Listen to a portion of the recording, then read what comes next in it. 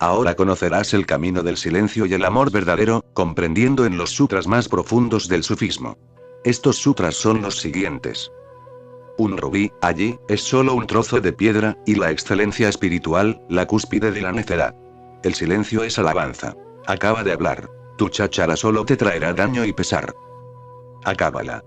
Creencia e incredulidad, ambas tienen su origen en tu corazón de hipócrita. El camino solo es largo porque tú te demoras en emprenderlo. Un solo paso te llevaría a él, vuélvete un esclavo y serás un rey. Los mudos encuentran lenguas cuando el aroma de la vida les llega desde el alma de él. Escucha de verdad, y no te engañes, esto no es para tontos. Todos estos tonos diferentes se vuelven un color en la vasija de la unidad. La soga se vuelve fina cuando se la reduce a un solo hilo. Tu intelecto es solo una mezcolanza de conjetura y pensamiento cojeando sobre la faz de la tierra. Donde sea que estén, él no está. Ellos están contenidos dentro de su creación. El hombre y su razón son solo las plantas más recientes madurando en su jardín. Sea lo que sea que afines sobre su naturaleza, inevitablemente estará más allá de tu alcance. Como un ciego tratando de describir la apariencia de su propia madre. Mientras la razón está todavía rastreando el secreto, tú acabas tu búsqueda en el campo abierto del amor. El camino no consiste ni en palabras ni en obras. Solo desolación puede venir de estas y nunca edificio alguno duradero. Dulzura y vida son las palabras del hombre que transita este camino en silencio. Cuando él habla no es desde la ignorancia. Y cuando está silencioso no es por pereza. Antes de adentrarnos en los sutras, déjame contarte unas cuantas cosas. Te será de mucha ayuda. El sufí no es un escapista, ese no es su clima. Él está totalmente en contra del escapismo. Él cree en celebrar el mundo, celebrar la existencia, celebrar la vida. El fundamento mismo del sufismo es que solo se puede llegar al creador a través de la creación. No es necesario que renuncies a su creación para llegar a él. De hecho, si renuncias a su creación, nunca llegarás a él. Renunciando a su creación, indirectamente has renunciado al creador mismo. Pero aún así la renuncia sucede. No es que el sufí renuncie al mundo, sino que llega de Dios, y en el momento en que se llega de Dios, el mundo desaparece. Entonces no hay nada a lo cual renunciar. Entonces solo Dios es. El sufí no escapa del mundo, pero llega el momento en que el mundo desaparece y se disuelve. El sufí vive en el mundo y encuentra que no hay mundo, solo Dios es. El sufí no es un asceta. No cree en infligirse dolor, no es patológico. El sufí vive la vida de un modo totalmente normal, sin perversiones, sin obsesiones. Aunque la cualidad de su vida va cambiando muy lentamente, no es que él trate de cambiarla. Todo su esfuerzo consiste en recordar a Dios, no en cambiarse a sí mismo. Permite que esto se hunda en ti profundamente. Si no logras entender esto, no lograrás entender lo esencial del sufismo. El sufí se concentra en una sola cosa, el recuerdo de Dios. Zikr. A medida que ese recuerdo se profundiza, su obsesión con el mundo disminuye. Al acercarse más y más a la realidad suprema, la realidad común deja de ser atractiva, empieza a retroceder. Dado que cuando encuentras el oro real, ¿cómo puedes seguir llevando el oro irreal? Cuando hayas encontrado los diamantes reales, automáticamente abandonarás las piedras de colores, que has estado llevando contigo todo el tiempo. El escapista dice, renuncia a tus piedras de colores para poder llegar a los diamantes reales. El sufí dice exactamente lo contrario, él dice, llega a los diamantes reales y aquello que no sea real irá desapareciendo de tu vida por sí mismo. Es suficiente con conocer lo real, en ese conocer mismo se renuncia a lo irreal. Y dado que se renuncia a lo irreal en ese conocer mismo, esto no deja cicatrices ni heridas en ti. El asceta sufre de grandes heridas.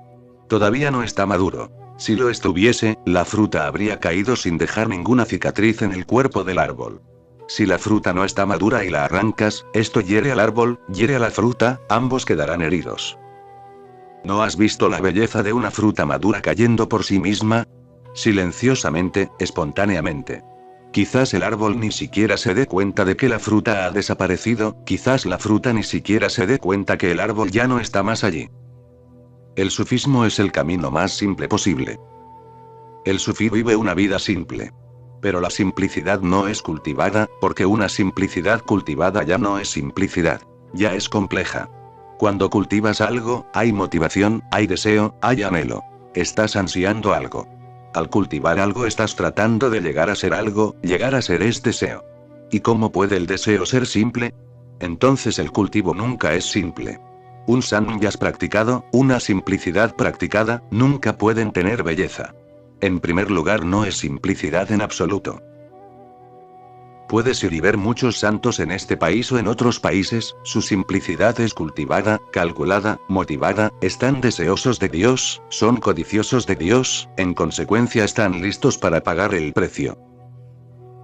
El sufí dice: Dios está disponible, ya está disponible. Todo lo que necesitas es una mente que no sea complicada, todo lo que necesitas es un estado de no motivación. Todo lo que necesitas es hundirte en el silencio de este momento, no tratar de lograr algo mañana. ¿Y qué es tu vida después de la muerte? Es la sombra prolongada del mañana. Entonces, aquellos que están pensando en alcanzar el cielo o el nirvana después de la muerte son personas muy codiciosas. No son religiosas en absoluto. El sufismo no cree en ningún cuento de hadas del otro mundo, del cielo y el infierno, no es que el cielo no exista, sino que al sufí no le interesa. El sufí vive totalmente en el momento. Su simplicidad proviene de su entendimiento, no del cultivo. Él no lo practica. Viendo la vida, él se vuelve consciente de la austeridad de una rosa, de lo simple que es, y de la belleza de su austeridad. Él se vuelve austero como una rosa. Esta no es pobre, la rosa es simple y rica. ¿Qué riqueza mayor puede haber? La rosa es simple y vive en un lujo total, ¿qué lujo mayor puede haber? El sufí vive en el momento, florece en el momento como una rosa, simple pero rica. La pobreza no es impuesta. Él es pobre en espíritu. ¿Y qué significa ser pobre en espíritu? Significa simplemente que no hay ego, eso es todo. No que él esté apegado a la pobreza. Ten cuidado con eso. Hay gente que está apegada a la riqueza y hay gente que está apegada a la pobreza. Pero es el mismo apego. He oído. Se cuenta la historia de un derviche que fue a visitar a un gran maestro sufí. Viendo su riqueza, el derviche pensó: ¿cómo pueden el sufismo y tal prosperidad ir de la mano? Después de quedarse unos pocos días con el maestro, decidió partir. El maestro dijo: permíteme acompañarte en tu viaje. Después de haber recorrido una corta distancia, el derviche se dio cuenta que se había olvidado su kashkul, el bol de mendigar. Entonces le pidió permiso al maestro para volver a buscarlo. El maestro replicó: yo dejé todas mis posesiones, pero tú no puedes dejar atrás ni siquiera tu bol de mendigar. En consecuencia, a partir de aquí debemos separarnos. El sufí no está apegado a la riqueza ni a la pobreza. Simplemente no está apegado a nada. Y cuando no estás apegado a nada, no necesitas renunciar. La renuncia es el otro lado del apego. Aquellos que entienden la necedad del apego, no renuncian. Viven en el mundo pero no son del mundo. Insistir obstinadamente en estar en la pobreza todavía es un apego, recuérdalo, insistir obstinadamente en cualquier cosa es de nuevo un juego del ego. El sufí vive simplemente, el sufí vive sin ninguna voluntad propia. Si resulta que está en un palacio, es feliz. Si resulta que está en una choza, es feliz. Si resulta que es un rey, eso está bien. Si resulta que es un mendigo, eso también está perfectamente bien. No tiene preferencia. Simplemente vive en el momento, cualquier cosa que sea que Dios pone a su disposición. Él no cambia nada. Hay que entender esto porque durante siglos las religiones te han estado enseñando la renuncia. Durante siglos las religiones han vivido con una gran inclinación por el escapismo. El sufí tiene un enfoque totalmente diferente, mucho más sano, mucho más completo, mucho más humano, mucho más natural. Toda vez que escapas de algo es a partir del miedo, y a partir del miedo nunca ocurre ninguna transformación. Cuando algo desaparece por sí mismo, no que tú lo abandones, sino que simplemente se ha vuelto no esencial, sin importancia, entonces hay libertad.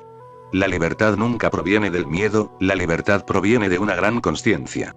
El sufí vive en el mundo, atento a Dios, vive en el mundo y recuerda a Dios. Se mueve en el mundo pero su corazón está palpitando con un cierto recuerdo. El ciclo continúa. Estando en el mundo, él no se olvida. Ese es su trabajo. Escapes o no escapes, si te olvidas te perderás a Dios en cualquier lugar que estés, en el mundo o en el monasterio. Si no te olvidas, si estás atento, alerta y consciente, entonces Dios está en todos lados. Tanto aquí como en cualquier otro lugar. Tanto ahora como entonces. No se trata de ir a ningún lugar, uno puede simplemente relajarse aquí y hundirse en una especie de silencio observador. Y entonces la vida es simple y despejada. Sí, la simplicidad es eso. No un carácter cultivado, sino una vida que está despejada de lo no esencial, de lo que no tiene importancia, de lo mundano, de lo trivial. Y déjame repetir otra vez que el sufí no cree en ningún cuento de hadas, entonces no se trata en absoluto de estar motivado, no cree en los mañanas. Todo lo que conoce del tiempo es el ahora, y todo lo que conoce del espacio es el aquí. Estos sonidos de los pájaros son divinos para él, no hay otro Dios separado de esta existencia. El bailarín está en la danza, entonces él no tiene ninguna idea de un Dios personal sentado en algún lugar arriba de las nubes. Su Dios es una presencia impersonal. Siéntelo ahora, en este mismo momento. La presencia está aquí, tal como está en todos lados. Todo lo que se necesita es que te hundas en una especie de sintonía, que te hundas hacia adentro en una especie de estado de unidad. Entonces los graznidos de los cuervos y el cucú llamando desde la distancia, y todo es silencioso. En ese silencio empiezas a volverte consciente de la presencia impersonal que te rodea. Un joven empleado bancario robó 5.000 libras del banco y cuando lo atraparon no pudo devolverlo. Desesperado, se fue a lo alto de un peñasco con la intención de suicidarse. Cuando estaba a punto de saltar, le dieron unos golpecitos en el hombro izquierdo y, dándose vuelta, vio una dama especialmente fea que dijo ser su hada madrina y que le otorgó 3 deseos. Su primer deseo fue reponer las 5.000 libras, el cual le fue otorgado. Su segundo deseo fue ser el poseedor de una gran mansión y el tercero ser el poseedor de un Rolls Royce. Todos estos deseos le fueron otorgados por su hada madrina. Sintiéndose muy contento, se dio vuelta para ir hacia su casa de buscar las 5.000 libras, la mansión y el Rolls Royce. Su hada madrina lo detuvo y le pidió que él también le otorgase a ella un solo deseo. Él se sintió muy feliz de complacerla, ante lo cual ella le pidió que le hiciera el amor. Ella le daba repulsión pero se sintió obligado a causa de los deseos que ella le había otorgado.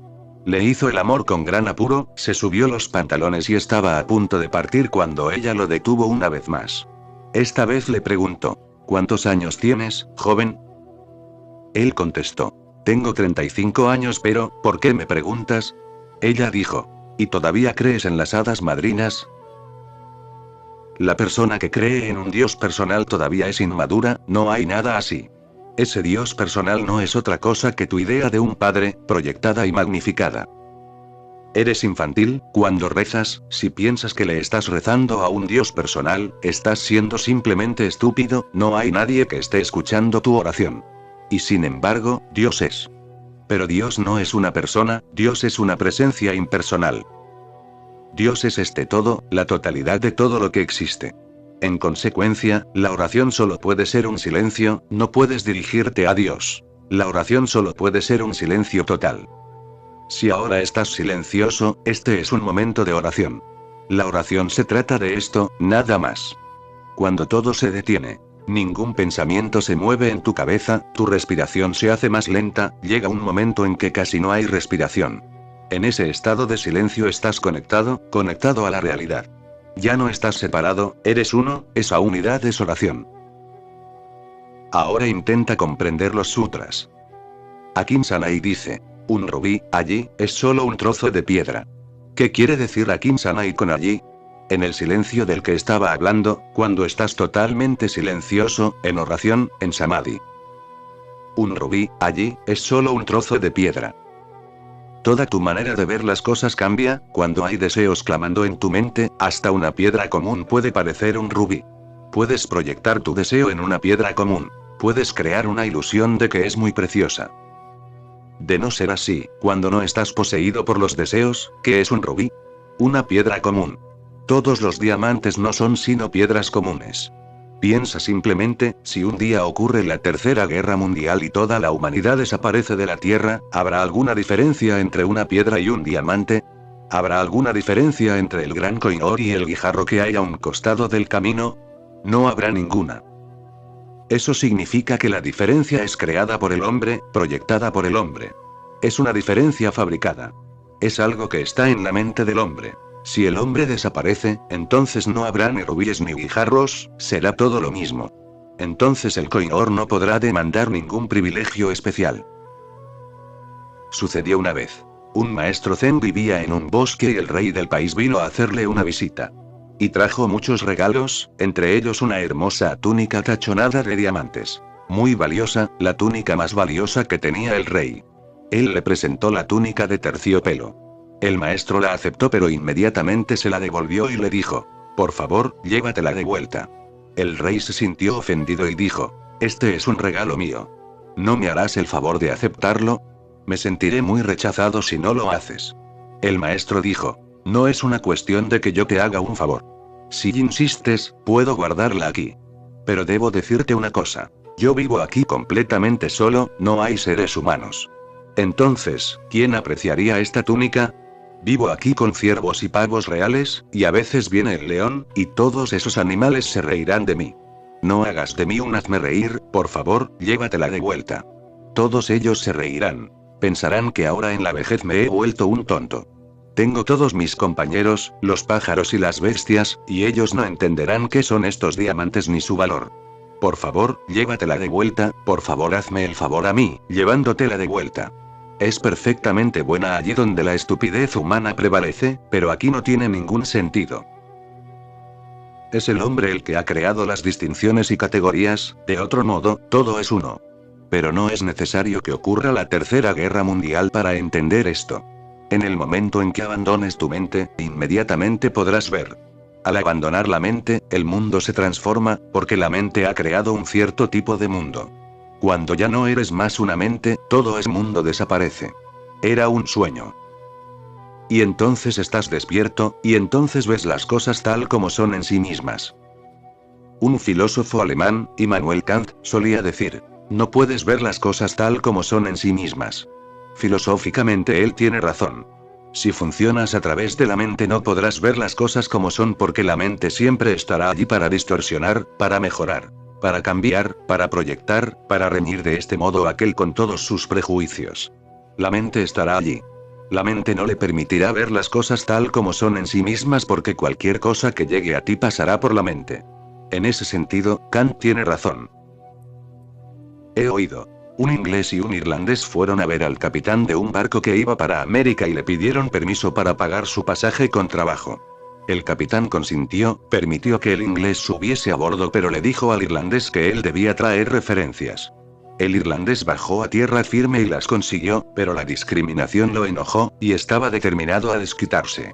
Un día, cuando los dos estaban ayudando a lavar la cubierta, el inglés fue hasta la baranda con un balde atado a una soga en la mano e hizo bajar el balde hasta el agua. En el momento en que se estaba inclinando para recogerlo, vino una gran ola sobre la cubierta que lo atrapó y lo arrastró por la borda. El irlandés dejó de fregar y fue hasta la baranda. Se asomó y espió el agua. No había signos del inglés. El irlandés, indignado, fue a la cabina del capitán. Capitán, quizás recuerde que cuando abordé esta nave me pidió referencias y dejó que ese inglés viniera sin ellas. Por supuesto que me acuerdo. ¿No te estarás quejando después de todo este tiempo, no? ¿Quejándome, capitán? Eso no es de mi gusto. Solo estoy aquí para decirle que su confianza ha sido traicionada. ¿Sabe, capitán, ese inglés? ¿Qué es lo que quieres decir con traicionada? Traicionada, claro, ese inglés se ha marchado llevándose su balde, capitán. Si estás llevando un cierto prejuicio en tu mente, solo verás a través del prejuicio. Y la mente no es otra cosa que prejuicios y prejuicios, la mente significa todo tu pasado, y cualquier cosa que entre en ti tendrá que pasar por todo tu pasado. Será tan distorsionado, tan teñido, tan cambiado, que para el momento que llegue a ti no serás capaz de saber qué es en realidad. Immanuel Kant tiene razón, pero solo filosóficamente. Él no es consciente del mundo de la meditación, él no es consciente de los sufís, de las personas zen ni de los taoístas. Si uno es consciente hay un modo de conocer las cosas tal como son en sí mismas. Simplemente deja la mente de lado. Mira con ojos vacíos y entonces no habrá interferencia con la realidad. Y repentinamente verás que la perla ya no es una perla, el rubí ya no es un rubí, el diamante ya no es un diamante. Entonces, todas las distinciones, diferencias, evaluaciones y juicios han desaparecido. Entonces repentinamente las cosas están allí sin etiquetas, nombres ni categorías. Un rubí, allí, es solo un trozo de piedra, y la excelencia espiritual, la cúspide de la necedad. Para aquellos que han experimentado algo de la meditación, el mundo ya no es significativo. Ellos no renuncian a él, simplemente ya no es significativo. Ni siquiera vale la pena renunciar. No tiene absolutamente ningún valor. Cuando renuncias al mundo, le estás dando valor. Estás diciendo, es tan valioso que si no renuncio, me quedaré atrapado en él. Cuando escapas del mundo, tienes miedo del mundo. De no ser así, ¿por qué escapar? Tu escape mismo muestra que estás obsesionado por las cosas, que estás demasiado apegado y tienes miedo de que si vives aquí las cosas te ahogarán. Esto muestra simplemente tu impotencia. El escapista muestra simplemente su cobardía y su impotencia. Los sufís dicen, no te preocupes, llega a la meditación, llega a ese silencio no cultivado. Relájate en tu ser, sé simplemente, y entonces verás. No hay nada a lo cual renunciar. No hay nada a lo cual abandonarse ni nada a lo cual renunciar. Ambas polaridades han desaparecido. Un rubí, allí, es solo un trozo de piedra. Y la excelencia espiritual la cúspide de la necedad. Y no solo desaparecen las cosas mundanas, tus así llamadas experiencias del otro mundo también se vuelven estúpidas. Todo lo que uno declara ser se vuelve tonto. Este es el criterio de un sufí real. Él no declarará tener ninguna excelencia, no declarará tener ninguna experiencia espiritual. Vivirá de una manera muy común, vivirá sin declarar ser nada. ¿Cómo puede él declarar que es algo? Ya que en lo profundo de sí ha llegado a saber que no hay nadie que declare nada, es todo vacío. Ha llegado a ver el estado de fana. Se ha disuelto. ¿Quién está allí para declarar ser algo? Él no puede declarar que tiene poder mundano y prestigio, él no puede declarar que tiene excelencia espiritual. Sanai dice, esa es la cúspide de la necedad. ¿Por qué? Porque alguien que declara, tengo riquezas del mundo, puede ser perdonado, es un tonto pero puede ser perdonado. Pero la persona que declara tener riquezas espirituales, no puede ser perdonada. Esta es la cúspide de la necedad. Todavía llevas contigo las mismas categorías que el mundo, todavía te estás jactando de ti mismo, la persona realmente espiritual simplemente se vuelve anónima. Se cuenta una extraña historia acerca de un maestro zen. Cuando llegó al estado de samadhi, empezaron a venir a él pájaros, pájaros que antes nunca venían a él. Se sentaban en sus hombros, en su cabeza, jugaban en su falda, se sentaban a su alrededor como si él también fuese un pájaro. Su fama se difundió. Sus discípulos empezaron a declarar, mira, este es un maestro real. Es así como debe ser un maestro real. No hay otro maestro como el nuestro. Ha llegado a tales alturas de samadhi que los pájaros ya no le temen. Ha llegado a tener tal amor y compasión que hasta los pájaros lo entienden. Entonces un día sucedió algo muy extraño. Los pájaros dejaron de venir, desaparecieron. Los discípulos esperaron días y días, pero los pájaros no vinieron más. Los discípulos estaban perplejos. Le preguntaron al maestro y este dijo, ahora realmente ha sucedido algo. Los pájaros venían porque dentro de mí yo aún declaraba de algún modo. He llegado. Ahora hasta esa declaración ha desaparecido, entonces también los pájaros se han olvidado completamente de mí. Ahora soy anónimo, ahora hasta los pájaros saben que soy anónimo, que soy un nadie. Solían venir porque yo aún era alguien. Ahora no vienen. Ahora ha sucedido lo supremo. Ahora no vienen porque no ven a nadie aquí. Es solo ausencia. Esto es fana. Esto es lo que los sufís llaman disolución. En este estado no puedes declarar que tienes ni excelencia espiritual ni nada. Recuérdalo siempre, declarar que tienes cualquier cosa espiritual se vuelve una barrera. El silencio es alabanza. Y ahora ni siquiera hay oración. Las palabras no servirán. Todas tus oraciones no son sino palabras. Ahora el silencio es alabanza, es suficiente con estar simplemente en silencio. Acaba de hablar. Tu cháchara solo te traerá daño y pesar. Acábala. Si realmente quieres estar en un estado de oración, acaba con las palabras. Como cristiano, como hindú, como musulmán, te han enseñado a rezar, qué palabras usar, lo que es la oración correcta. Todas las oraciones son falsas. La oración real no tiene nada que ver con las palabras y las formalidades, la oración real no es hindú ni musulmana ni cristiana. ¿Cómo puede el silencio ser hindú o musulmán? Silencio es silencio. Las palabras pueden ser hindúes y las palabras pueden ser musulmanas, en consecuencia las palabras crean conflicto, las palabras crean violencia en el mundo. No es que la gente esté peleando por realidades, está peleando por palabras. Han habido miles de guerras, no por alguna cosa real sino solo por meras palabras. Uno cree en el Corán y uno cree en el Gita. Es suficiente para matar a millones de personas. Y ambos son palabras, ni el Corán ni el Gita son una realidad. ¿Has visto gente que se mate por una rosa, o por la luna o por el sol? Esas son realidades, pero hasta pueden matar en nombre de la luna. Si alguien dice, la luna es nuestro Dios, entonces le ha impuesto la palabra Dios a la luna. Y entonces alguien dice, eres un tonto. La luna no es el Dios real, el Dios real es el sol. Y empieza la pelea y empieza la disputa. Las palabras han sido la causa de todas las guerras. Guerras religiosas, guerras políticas. La ideología es la causa raíz de toda la violencia. Y ahora hay gente que está tratando de traer paz al mundo, y otra vez están creando una ideología. ¿Piensas que Mahoma a sabiendas le dio una ideología al mundo para causar guerra? El nombre que le dio a su religión es Islam. Islam significa paz.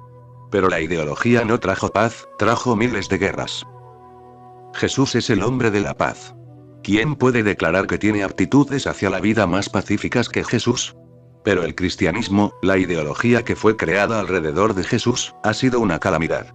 Todas las ideologías habrán de traer guerra inevitablemente, aun las ideologías basadas en la paz y que están a favor de la paz. Entonces, ¿cómo puede llegar la paz? La paz solo puede llegar si el hombre entiende la estupidez de todas las ideologías y las abandona. Si el hombre simplemente empieza a vivir sin ninguna ideología, habrá paz. De no ser así no puede haber ninguna paz. Y recuerda, también puedes hacer una ideología a partir de esto. Esta es nuestra ideología, que no creeremos en ninguna ideología. Entonces la guerra vendrá de nuevo. Entonces aquellos que no crean en eso y no estén de acuerdo empezarán a pelear contigo.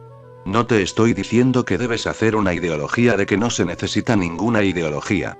Simplemente te estoy diciendo que trates de entender lo que ha pasado a través de las ideologías, las palabras, las teorías, las filosofías.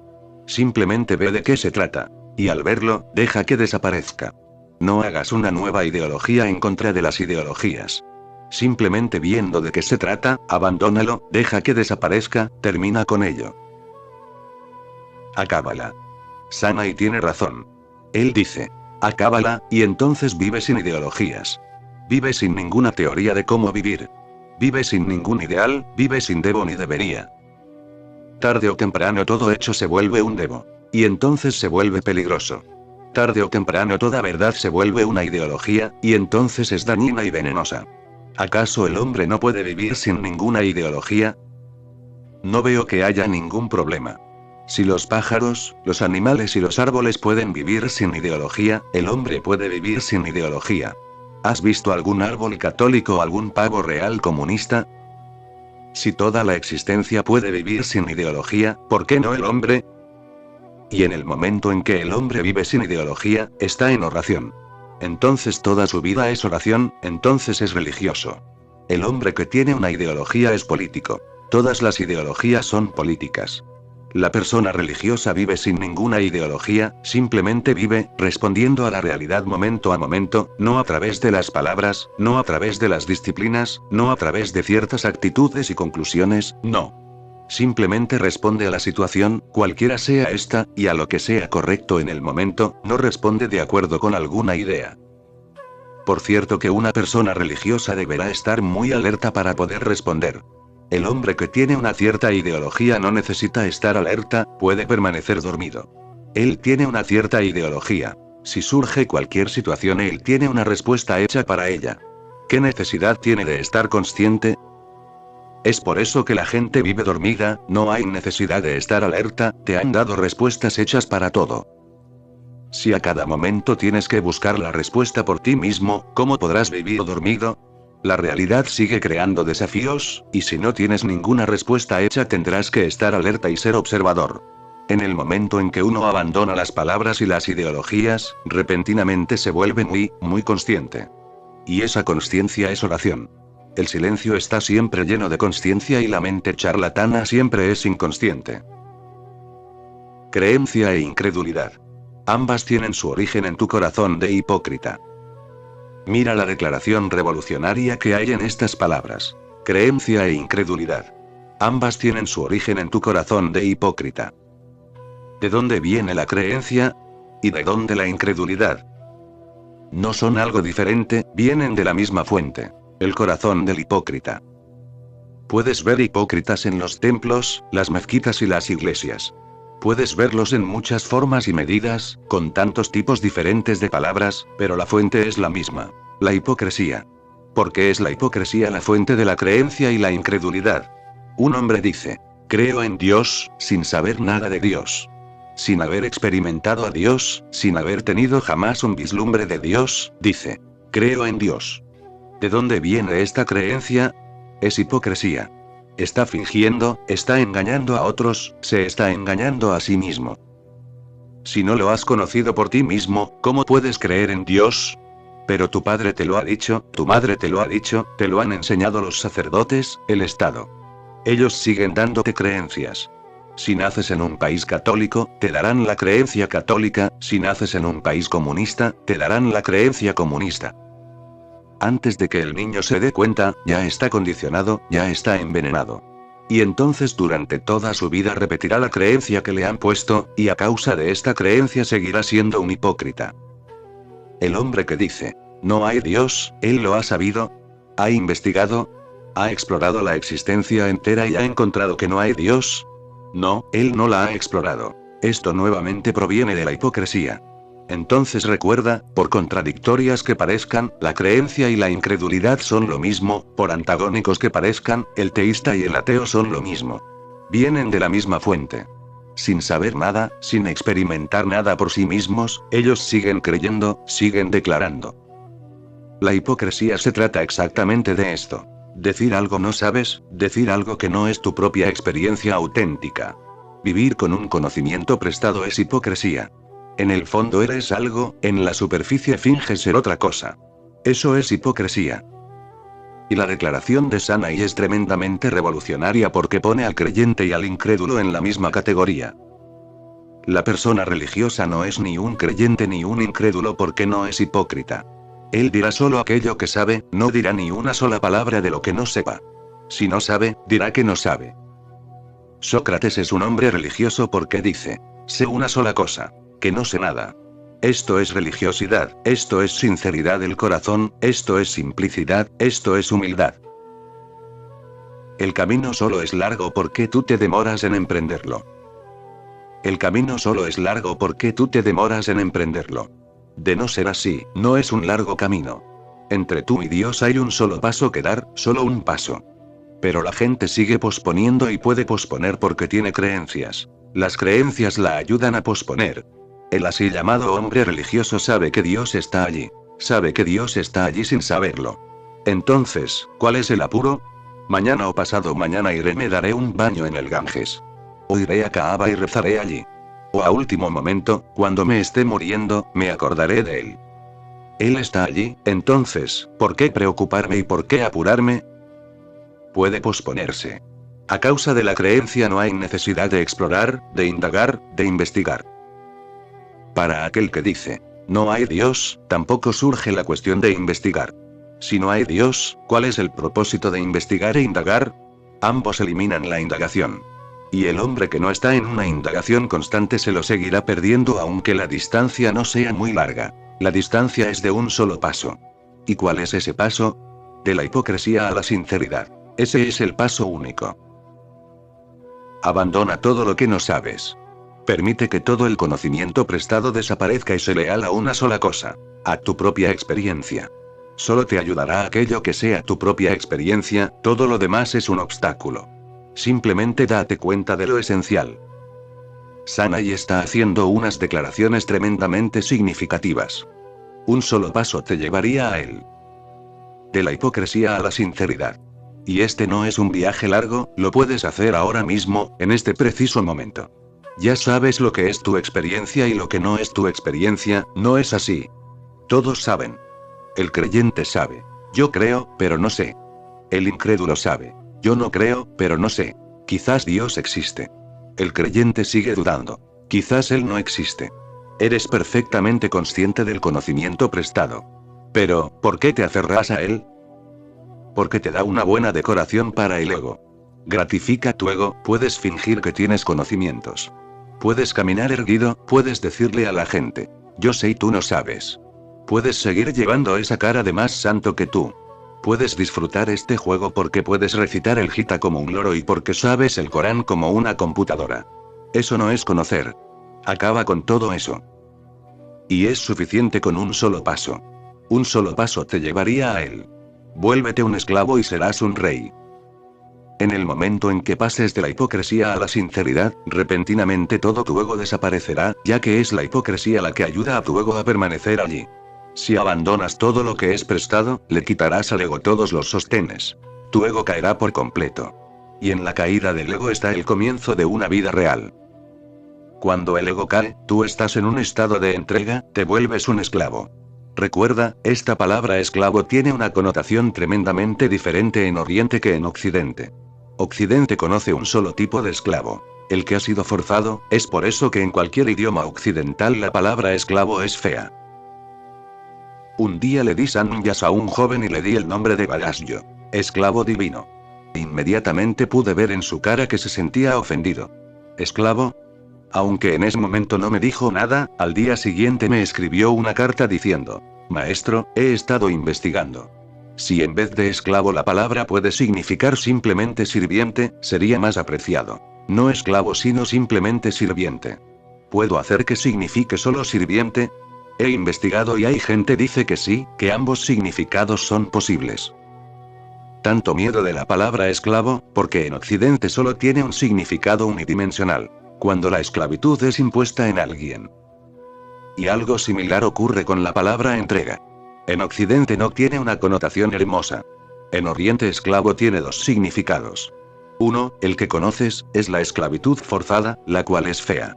El otro es la esclavitud aceptada por voluntad propia, lo cual es hermoso. Aceptada voluntariamente. Viendo que soy solo una parte y no estoy separado del todo, entonces, ¿cómo puedo ser un amo? Uno se entrega.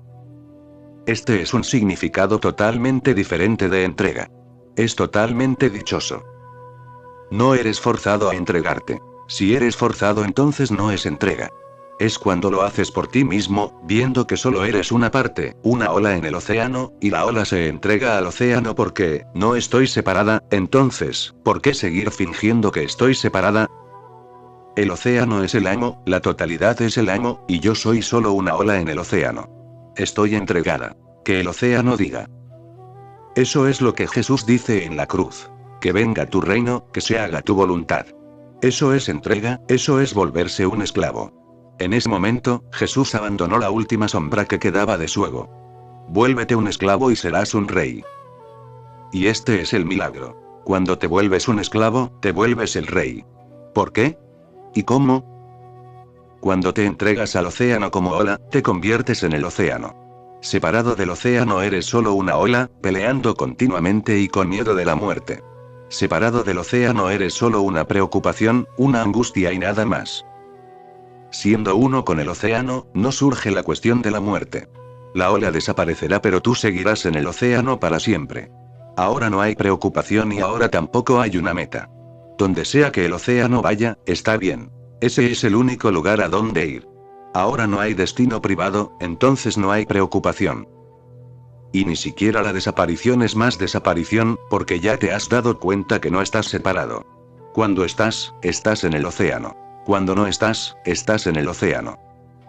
Y el océano permanece, solo las olas van y vienen. La ola era solo una forma, las formas van y vienen, pero la sustancia permanece.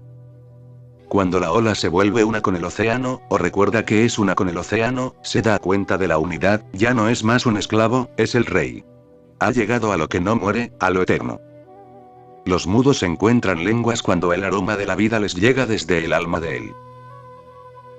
Y cuando esto sucede, aun aquellos que han sido mudos encuentran lenguas. Aun aquellos que antes no han dicho ni una sola palabra, cuya vida era solo de oración, cuya vida era solo de silencio, repentinamente empiezan a cantar. Su silencio se vuelve una canción. En el momento en que el esclavo desaparece y llega el rey, la ola desaparece y el océano se hace cargo, hay una gran creatividad, tu vida ya no es común y mundana. Ahora tiene el sabor de lo divino, de lo sagrado.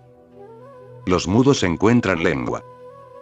Aquellos que nunca han dicho nada empiezan a decir cosas que son increíbles, cosas que son sorprendentes, palabras que son radiantes, llenas de significado. Sus gestos ahora tienen poder. Si ellos te tocan, serás transformado por su toque, si ellos te miran a los ojos, tú nunca volverás a ser el mismo hombre. Cuando el aroma de la vida les llega desde el alma de él. El gran maestro sufí, Jalaluddin Rumi, escribió estas 3 líneas como su propio epitafio. No más de 3 palabras. Toda mi vida está condensada en estas 3 palabras. Estaba crudo, ahora estoy cocido y quemado. Esta es la muerte que trae resurrección. Estaba crudo, ahora estoy cocido y quemado. Jalaluddin, el sufí más grande, dice. Estas 3 palabras contienen toda mi vida. Si estás separado, estás crudo.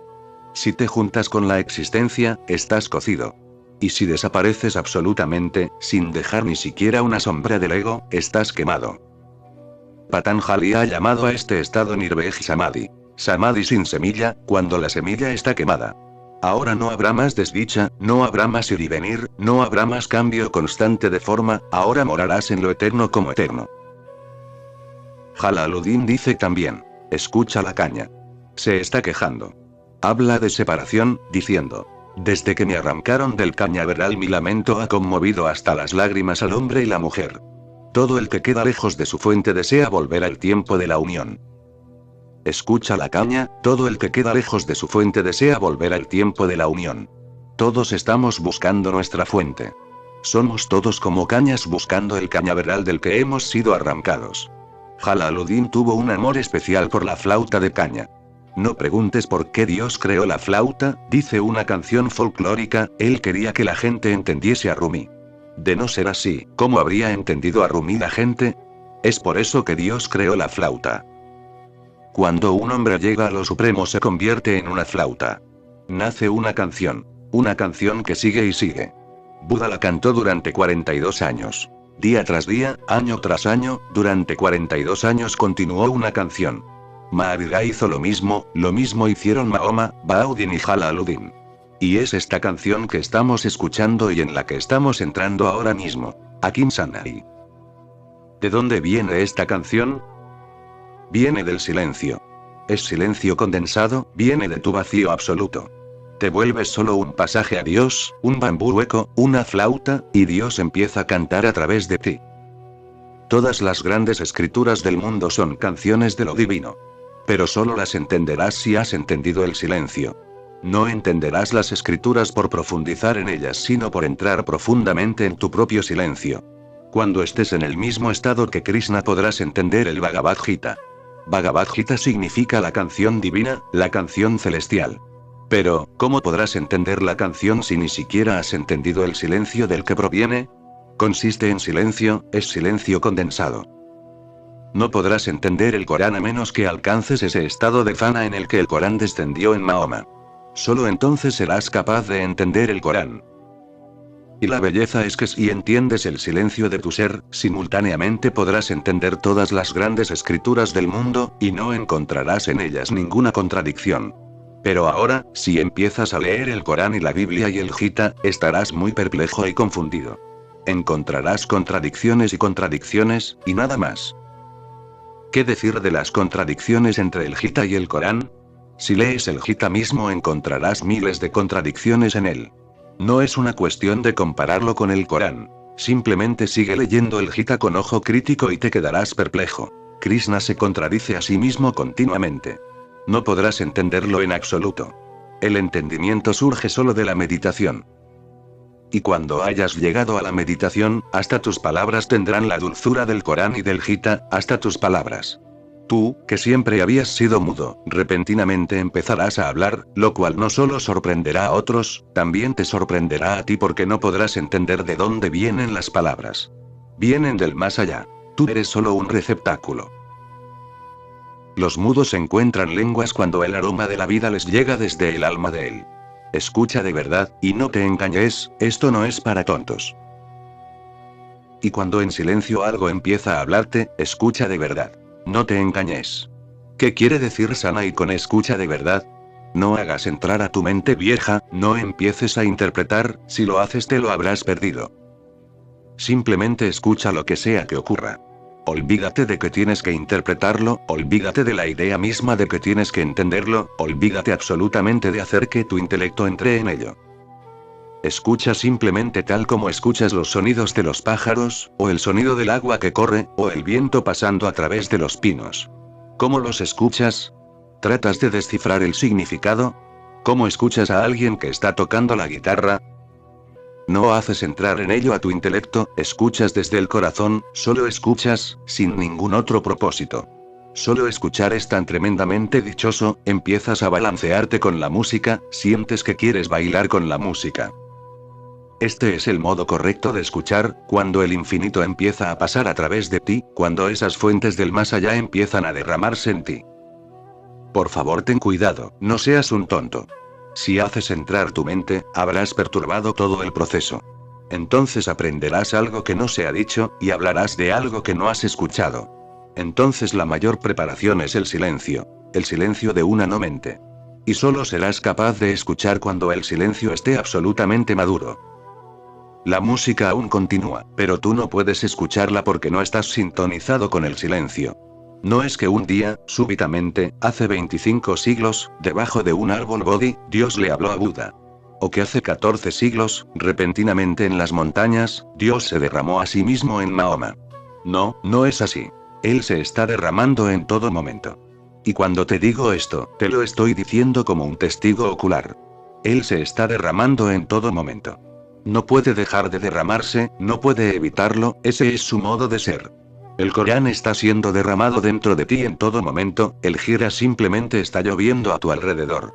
Pero tú no estás sintonizado. Eres como una olla puesta para abajo. Sigue lloviendo pero la olla continúa vacía.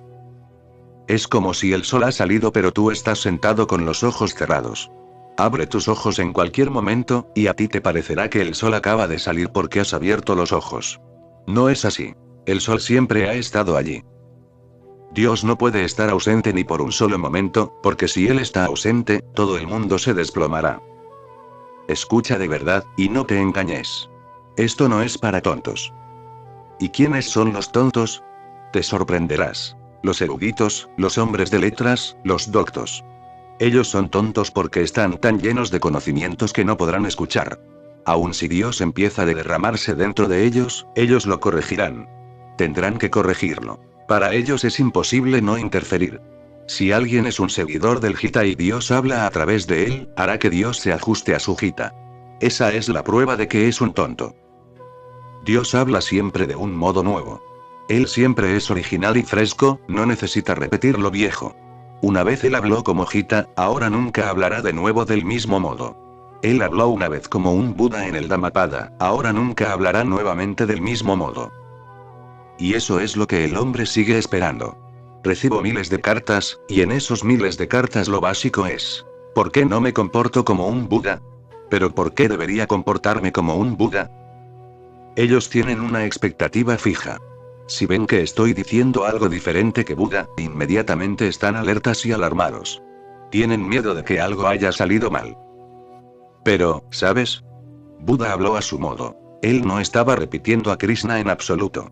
Y la gente se debe haber acercado a él también diciendo: ¿por qué no hablas como Krishna? Y Krishna habló a su propio modo, y no estaba repitiendo a Rama tampoco. Y la gente debe haberse acercado a él también. ¿Por qué no hablas como Rama? ¿Por qué no vives como Rama? Estos son los tontos. Y estos son tontos doctos.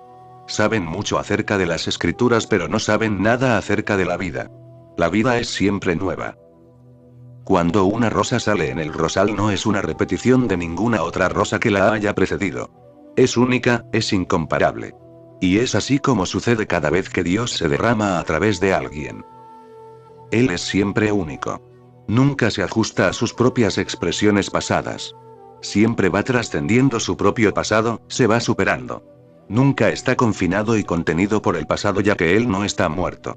Si Dios te habla tal como habló a través de Krishna, eso significa que en estos 5000 años no ha crecido en absoluto. Entonces estos 5000 años ha estado muerto.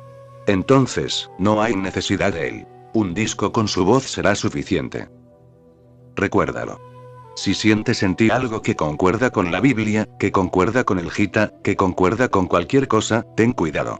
Quizás sea tu mente la que te esté haciendo trampas, Dios nunca concuerda con nada, Él es siempre único, la canción siempre es nueva. Escucha de verdad, y no te engañes, esto no es para tontos. Todos estos tonos diferentes se vuelven un color en la vasija de la unidad. Y si has escuchado bien, te sorprenderás.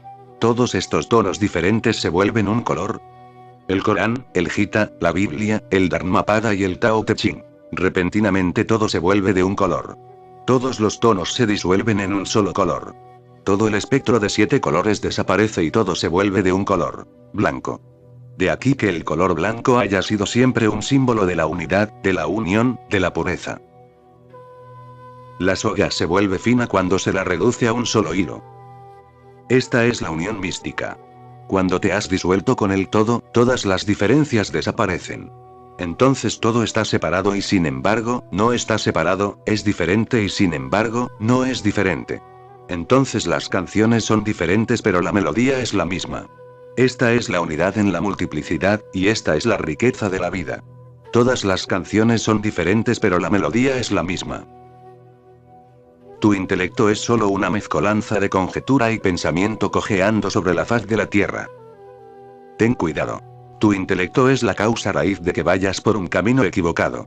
Es todo una mezcolanza de conjetura y pensamiento. El intelecto nunca puede darte la verdad. Como máximo puede conjeturar e inferir, pero la verdad no es una inferencia ni es una conjetura. No es cuestión de conjeturar. O sabes o no sabes. ¿Y cómo puedes conjeturar acerca de lo desconocido? Podrás conjeturar acerca de lo conocido, pero no puedes conjeturar acerca de lo desconocido. Lo desconocido significa simplemente que no tienes idea de qué se trata, no tienes idea en absoluto. ¿Cómo vas a conjeturar acerca de él? ¿Cómo vas a pensar acerca de lo desconocido? Solo se puede pensar en lo conocido. Entonces pensar es un proceso repetitivo, se mueve en un círculo. Nunca te conduce a nuevas verdades, nunca te conduce a descubrimientos. Y esto es así no solo en la religión, es así en todos lados, hasta en la ciencia. Ninguno de los grandes descubrimientos de la ciencia ha sido hecho mediante el proceso de pensamiento. Todos los grandes descubrimientos de la ciencia han sucedido a través de la no-mente. Y ahora los científicos se están volviendo conscientes del fenómeno. Por ejemplo, Madame Curie descubrió algo, durante 3 años había estado trabajando mucho en un problema. Había intentado todos los modos posibles pero el problema continuaba. Una noche, estaba totalmente cansada y harta, y pensó, ahora es suficiente. Suficiente. Del mismo modo le sucedió a Buda una noche. Durante 6 años había tratado y tratado de saber quién era él, y había fallado y fallado, una y otra vez. Y hay un límite. Esa noche decidió. Terminó. Parece que no hay modo, todo es en vano. Abandonó la idea por completo, se fue a dormir, y para la mañana estaba iluminado.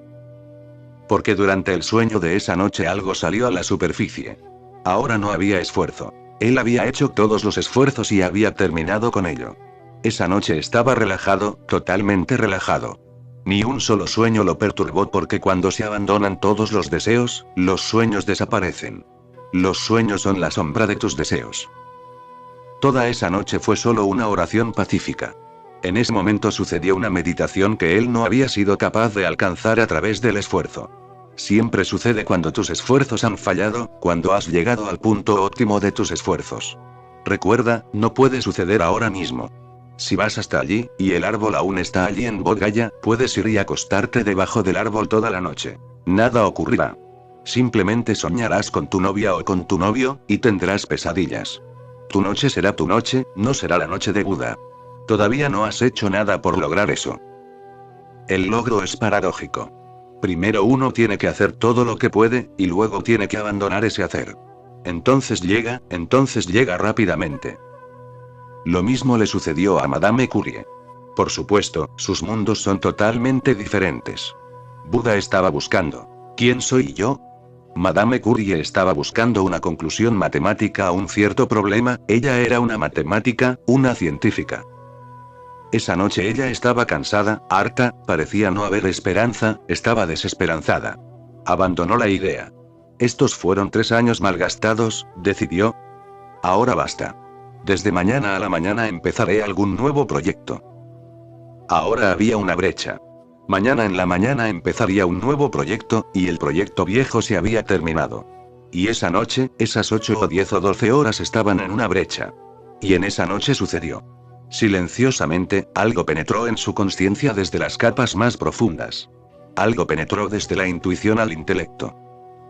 Dormida caminó hasta su mesa, dormida escribió la solución, volvió a la cama, continuó durmiendo. En la mañana encontró la solución escrita por su propia mano. Ni siquiera pudo recordar inmediatamente que lo había hecho. Luego, muy lentamente recordó que sí, había habido un sueño. En un sueño ella había visto que estaba yendo hacia la mesa y escribiendo algo. Ahora sabía que no era un sueño, había sucedido realmente y la solución estaba allí. Y ella lo había intentado durante 3 años, y la solución había permanecido esquiva. ¿Qué sucedió? Es el mismo fenómeno. El intelecto no puede llegar a lo desconocido está disponible para la intuición. El intelecto solo puede funcionar en el mundo de lo conocido, entonces es bueno, pero tiene limitaciones. Tu intelecto es solo una mezcolanza de conjetura y pensamiento cojeando sobre la faz de la tierra. Donde sea que estén, él no está. Y donde sea que estén los pensamientos, donde sea que esté tu intelecto, Dios no está. Tu intelecto no le permite entrar, te mantiene ocupado. Él viene una y otra vez, golpea la puerta pero nunca te encuentra desocupado, disponible, vulnerable. Estás constantemente ocupado con tu intelecto. Él tiene que irse de vuelta. Ellos están contenidos dentro de su creación. Tus pensamientos, tu mente, tu intelecto, están contenidos dentro de su creación. ¿Cómo podrá la parte conocer al todo? ¿Puede tu mano conocer tu totalidad? ¿Puede un cabello de tu cabeza conocer tu totalidad? Es imposible. Y el intelecto es un fenómeno muy pequeño en esta inmensa existencia. ¿Qué es tu intelecto? Y está tratando de hacer lo imposible, está tratando de captar al todo. Todo el esfuerzo es inútil. Una vez que has entendido esto, que todo el esfuerzo es en vano, te relajas. Y entonces el milagro sucede, aquello que no puede ser tomado llega a estar disponible. Pero tú no puedes tomarlo. A lo contrario, cuando estás silencioso, te posee, te toma a ti. El hombre y su razón son solo las plantas más recientes madurando en su jardín. Sea lo que sea que afirmes sobre su naturaleza, inevitablemente estará más allá de tu alcance, como un ciego tratando de describir la apariencia de su propia madre. Es como un ciego tratando de describir algo que nunca ha visto. Aunque ha venido de la madre, ha vivido en el útero de la madre durante 9 meses, aún así no puede describir a la madre porque no tiene ojos. Hemos vivido en Dios, estamos viviendo en Dios. Él es nuestro útero. De eternidad a eternidad, nunca dejamos su útero. Aún así no lo podemos describir, aún así no tenemos los ojos que pueden verlo. De aquí viene el símbolo del tercer ojo. Estos dos ojos pueden ver su mundo, estos dos ojos pueden ver lo externo. Estos dos ojos pueden ver la dualidad del día y la noche, del verano y el invierno, de la vida y la muerte, del hombre y la mujer, de positivo-negativo, yin-yang, estos ojos pueden ver todo tipo de dualidades. Dos significa lo dual. El tercer ojo significa un ojo único. Ese ojo único está aún oculto en ti, sin funcionar. Es una metáfora, recuerda, no es que haya algún tercer ojo como un hecho, es una metáfora de tremendo valor, de gran significado. Significa uno. Solo uno puede conocer el uno. Dos siempre conocerán el dos. Detrás de estos dos ojos hay un ojo. Los dos van hacia afuera, el uno va hacia adentro, a menos que ese ojo surja en ti, no serás capaz de conocer a Dios. La creencia no ayuda, es hipocresía. La incredulidad no ayuda, es hipocresía nuevamente. No seas un teísta ni seas un ateo. Sé un indagador, entra con gran pasión en esta indagación acerca de Dios. No digas que Él existe, no digas que Él no existe. ¿Cómo podemos decir algo sin conocer y ver? Entra en esta existencia, y el comienzo tiene que ser desde tu núcleo interno mismo. Ese ojo único es creado por la meditación, por el silencio. Mientras la razón está todavía rastreando el secreto, tú acabas tu búsqueda en el campo abierto del amor. Una declaración tan hermosa. Algún día te sorprenderás. Tus dos ojos estaban buscando, y no lo encontraban, y un día, de repente, el tercer ojo se ha abierto y lo has encontrado.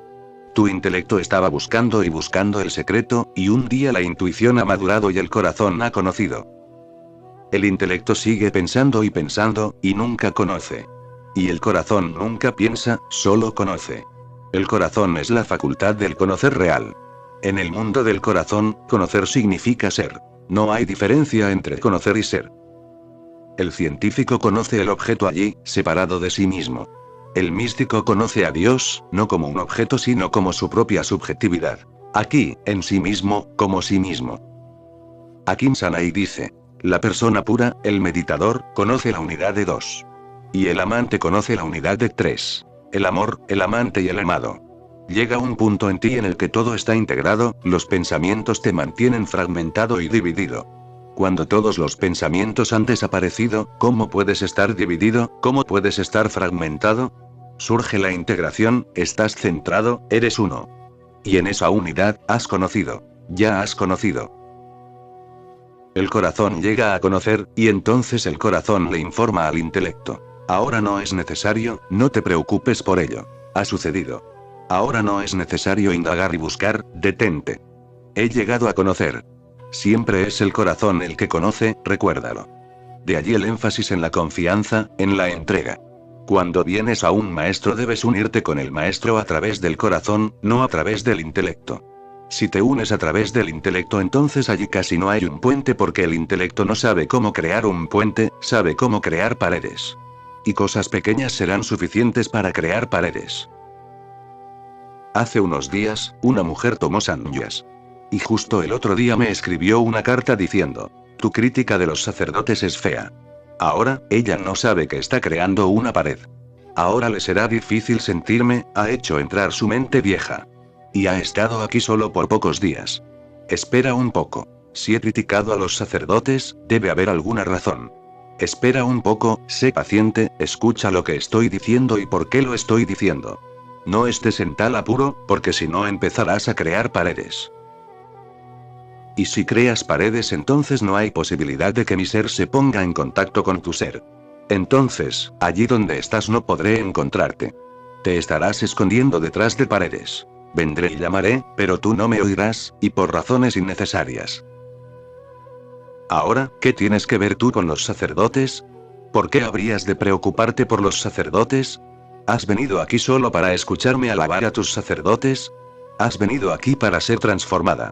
Ahora, ¿qué tiene que ver eso con los sacerdotes? Y es algo tan pequeño. Y esa mujer también ha escrito, diciendo: toda vez que usas la palabra feo, me parece que el uso mismo de la palabra es feo. Ahora bien, si estás en tal estado mental que mi uso de la palabra feo te parece feo, entonces no estás aquí. Entonces estás muy lejos, en algún otro planeta. Estás en tu intelecto. ¿Qué hay de feo en la palabra feo? Es muy expresiva y hermosa. Hasta la mujer misma tiene que usar la palabra feo, ella dice: tu uso de la palabra feo es feo. Es expresiva, y esa es la función de una palabra, debe ser expresiva. Y realmente expresa, cumple su función. ¿Pero estás aquí para decidir acerca de mis palabras? ¿Estás aquí como algún examinador? Entonces solo estás funcionando estúpidamente.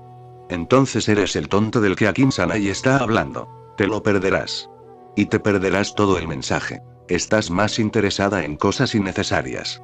Y por detrás de esto debe haber un gran ego que cree que ella sabe más. No serás capaz de entregarte, no serás capaz de confiar en absoluto. Y es el corazón que confía, el que llega de darse cuenta de la realidad, no la mente que duda. El camino no consiste ni en palabras ni en obras. Solo desolación puede venir de estas. Akin Sanai dice que hay tres caminos. Jnana Yoga, el camino del conocimiento. Karma Yoga, el camino de la acción. Y Bhakti Yoga, el camino del amor. Él dice: el camino no consiste ni en palabras ni en obras, entonces no te ayudará ni el camino del conocimiento ni el camino de la acción, porque la acción saldrá de tu mente, y el conocimiento saldrá de tu mente. Solo lo tercero puede ayudarte. El amor y el silencio, que no son parte de tu mente. El camino no consiste ni en palabras ni en obras. Solo desolación puede venir de estas, y nunca edificio alguno duradero. Dulzura y vida son las palabras del hombre que transita este camino en silencio. Ni palabras ni obras sino total silencio. Y entonces tu vida misma se vuelve una dulzura y tu vida misma se vuelve expresiva. Entonces tu existencia tiene una gracia. Y esa es la canción, ese es tu sermón. Dulzura y vida son las palabras del hombre que transita este camino en silencio. Y para alguien que penetra en este silencio interior, alguien que llega a saber cómo estar en amor, cómo estar en oración y cómo estar en silencio, alguien que abandona toda la mente y sus maneras, para él la dulzura de su vida es su expresión. La vivacidad de su vida, el fulgor de su vida, son sus palabras. Cuando él habla no es desde la ignorancia, y cuando está silencioso no es por pereza. Y un hombre así habla a veces, pero su discurso no proviene de su ignorancia. Tu discurso proviene de la ignorancia. Hablas solo para esconder tu ignorancia, hablas para mostrar tus conocimientos. Ahora, esta mujer me ha escrito diciendo, tu crítica de los sacerdotes es fea. Ella está tratando de mostrar sus conocimientos acerca de los sacerdotes. Piensa que sabe mejor que yo. Ella me está aconsejando. Cuando hables, recuerda, no debería ser para mostrar tus conocimientos, porque cualquier esfuerzo para mostrar tus conocimientos no es otra cosa que cubrir tu ignorancia. Un hombre así, que ha conocido lo que es el silencio y lo que es el amor, no habla desde la ignorancia, habla porque ha conocido. Él habla, no es realmente una expresión correcta. Dios habla a través de él. Él ya no es más. Él no es el que habla, es solo un vehículo, un medium. Y cuando estás silencioso no es por pereza. Y cuando tú estás silencioso es por pereza, por haraganería, por cansancio. Cuando él está silencioso no es por pereza. Él está silencioso a partir de la oración, a partir del amor. Él está silencioso pero está tremendamente vivo en su silencio. Él no es obtuso, su silencio no es falta de inteligencia, su silencio no es pereza, su silencio no es mediocridad. Su silencio está lleno de canciones, está lleno de significado. Su silencio es como una semilla, y cuando él usa palabras, esas palabras son como flores que salen de la semilla. Su silencio es hermoso, sus canciones son hermosas, porque esas canciones vienen del silencio y llevan alguna fragancia del silencio. Cuando las palabras hablan de modo tal que llevan silencio, entonces has llegado a saber cómo usar las palabras, entonces no eres más mudo. Los mudos encuentran lenguas cuando el aroma de la vida les llega desde el alma de él. Pero todo viene de él, del más allá. Buda, Baudin, Kabir, Cristo, Mahoma, Mahavira, Sosan y Sanai. Ellos no hablan por sí mismos. Son bambúes huecos, flautas.